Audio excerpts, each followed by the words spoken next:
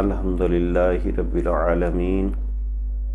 والصلاة والسلام علی رسولہ الکریم اما بعد فاعوذ باللہ من الشیطان الرجیم بسم اللہ الرحمن الرحیم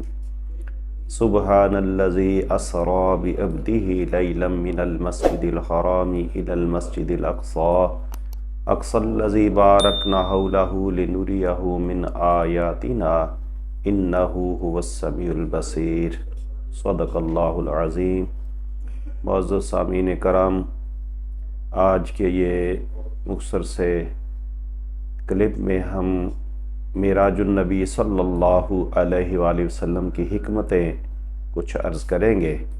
علماء کرام نے اپنی کتابوں میں بہت ساری حکمتیں ذکر کی ہیں، ان میں سے کچھ عرض کرتے ہیں کہ پہلے آیت کریمہ کا برکت کے لیے ترجمہ سن لیتے ہیں کہ پاک ہے وہ ذات جس نے اپنے پیارے محبوب علیہ السلام کو رات کے تھوڑے سے حصے میں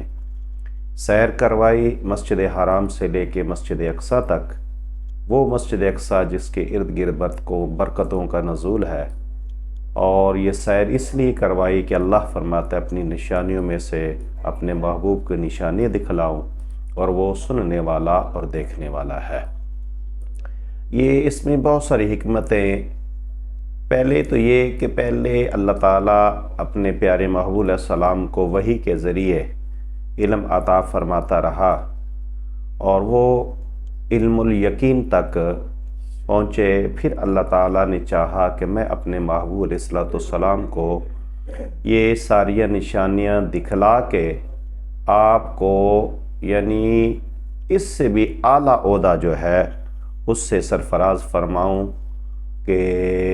علم الیقین سے عین الیقین حاصل ہو جائے، کہ سب کچھ وہ اپنی سر کی آنکھوں سے مشاہدہ فرما لے۔ اور یہ بھی اس کی حکمت ہے کہ اللہ تعالیٰ معراج النبی صلی اللہ علیہ وسلم کے ذریعے اپنے محبوب کی جو شان ہے وہ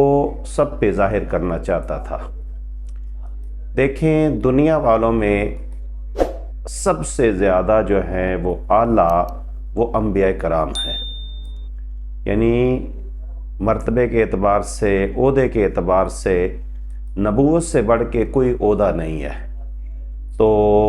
بیت المقدس میں اللہ تعالیٰ نے 1,24,000 انبیاء کرام کو جمع فرما کے وہاں نبی کریم صلی اللہ علیہ وآلہ وسلم کی یعنی امامت میں سب نے نماز ادا کی، تو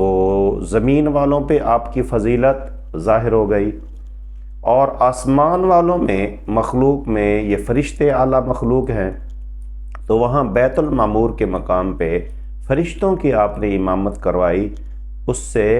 آسمان والوں پہ آپ کی فضیلت ظاہر ہو گئی۔ اور پھر ایک حکمت اس کی یہ بھی ہے کہ اللہ نے اپنے پیارے محبوب علیہ السلام کو خزانے عطا فرمانے تھے، اور جب کسی کو اپنا مقرب بنانا ہوتا ہے، کو خاص بنانا ہوتا ہے، تو پہلے اس کو مشاہدہ کروایا جاتا ہے۔ یہ حدیث شریف ہے حضرت ثوبان رضی اس کے حدیث کے راوی ان ثوبان قال قال رسول اللہ صلی اللہ علیہ وسلم ان اللہ زوا لی الارض فرعیت مشارکہا و مغاربہا۔ یہ مشکات شریف کے صفحہ نمبر 512 پہ حدیث شریف موجود ہے، اور صاحب مشکات نے مسلم شریف کے حوالہ سے یہ ذکر کی ہے۔ تو آپ فرماتے ہیں کہ نبی کریم، حضرت ثوبان عرض کرتے ہیں کہ نبی کریم صلی اللہ علیہ وسلم فرمایا کہ بے شک اللہ تعالیٰ نے میرے لیے زمین کو، یہ مشارق اور مغارب کو میں نے دیکھ لیا، یہ اللہ تعالیٰ نے مجھے زمین کو جو اس کی مشارق تھے، مغارب، وہ سب دکھا دیں۔ اور پھر یہ دکھانے کے بعد پھر اللہ نے اپنے محبوب کو خزانے عطا فرمانے تھے، ان کا مشاہدہ کروایا، اور پھر یہ حدیث شریف کے الفاظ میں اوتیت مفاتیح خزائن الارض فودیت فی یدی، یہ بھی مشکات شریف کے صفحہ نمبر 512 پہ ہی ہے، اور یہ متفقن علیہ ہے۔ متفقن اس کو کہا جاتا ہے جس میں یعنی بخاری اور مسلم وغیرہ میں ایک ہی الفاظ سے یہ حدیث شریف یہ ملے وہ اس کو متفقن علیہ کہتے ہیں۔ تو یہ اللہ تعالیٰ آپ کے بارے میں اللہ تعالیٰ نے آپ خود فرماتے ہیں کہ مجھے اللہ تعالیٰ نے زمین کی چابیاں، خزانوں کی چابیاں میرے ہاتھ میں دے دیں۔ تو یہ سارا کچھ اللہ تعالیٰ نے مشاہدہ کروا کے پھر آپ کو عطا فرمایا۔ تو معراج کی ایک حکمت یہ بھی معلوم ہوتی ہے۔ پھر فرشتوں میں یہ تھا کہ وہ انہوں نے جب یہ شروع میں اگر قرآن مجید پڑھا جائے تو اس میں کئی جگہ پہ سیدنا حضرت آدم علیہ السلام کا ذکر ہے۔ پہلے سپارے میں جس طرح چوتھے رکوع میں ہے کہ اللہ تعالیٰ نے فرمایا کہ میں اپنا خلیفہ زمین میں بنانے والا ہوں۔ وَإِذْ قَالَ رَبُّكَ لِلْمَلَائِكَةِ إِنِّي جَاعِلٌ فِي الْأَرْضِ خلیفہ۔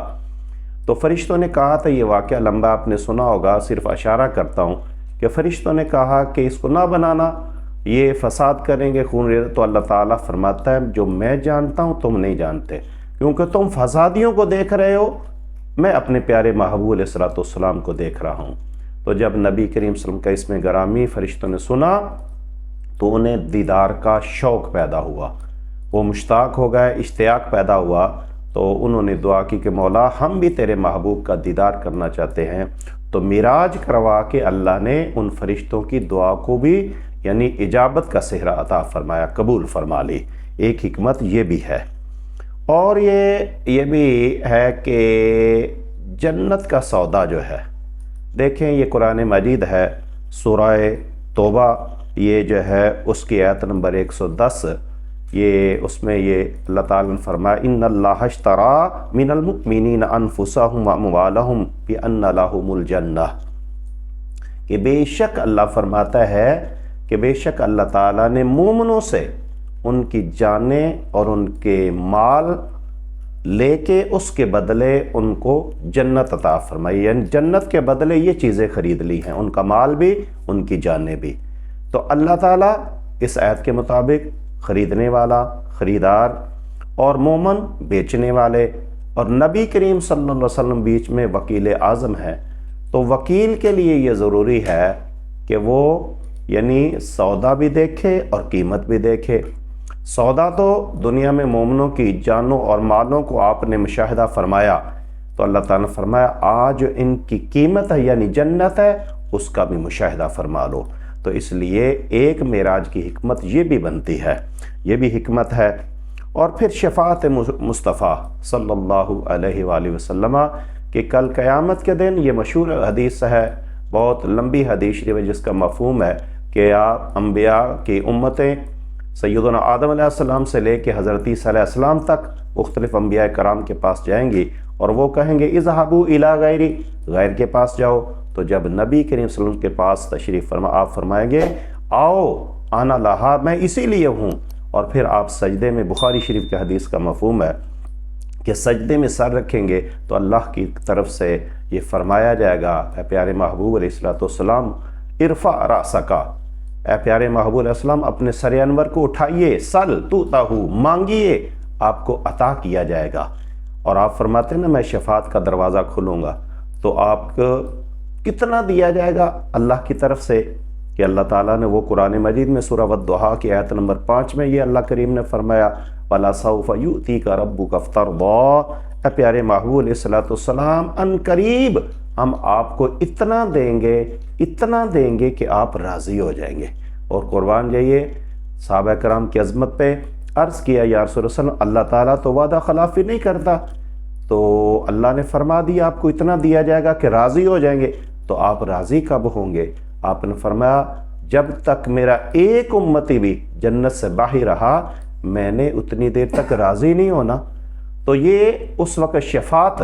جو حشر کے میدان میں، وہ قیامت کے وقت وہ سارے جو حالات ہوں گے اتنے سخت ہوں گے، تو اللہ تعالیٰ نے وہ ساری چیزیں پہلے دکھا دیں تاکہ کوئی چیز جو پہلے دیکھی ہو وہ اس کے بارے میں بندے کو پھر دقت پیدا نہیں ہوتی۔ تو معراج النبی صلی اللہ علیہ وسلم کی ایک حکمت یہ بھی ہے کہ اللہ تعالیٰ نے اس دنیا میں ہی آپ کو وہ ساری چیزیں دکھا دیں، سر کی یعنی جو سر کے آنکھوں سے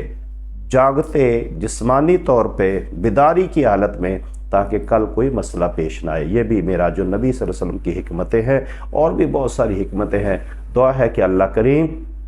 ہماری کوئی کمی بیشی اگر ہو گئی ہو تو اس کو معاف فرمائے اور اس کو قبول فرما کے ہم سب کے لیے اس دنیا میں رہتے ہوئے آخرت کی تیاری کرتے ہوئے اللہ سب کا خاتمہ بالایمان فرمائے۔ وآخر دعوایا ان الحمد للہ رب العالمین۔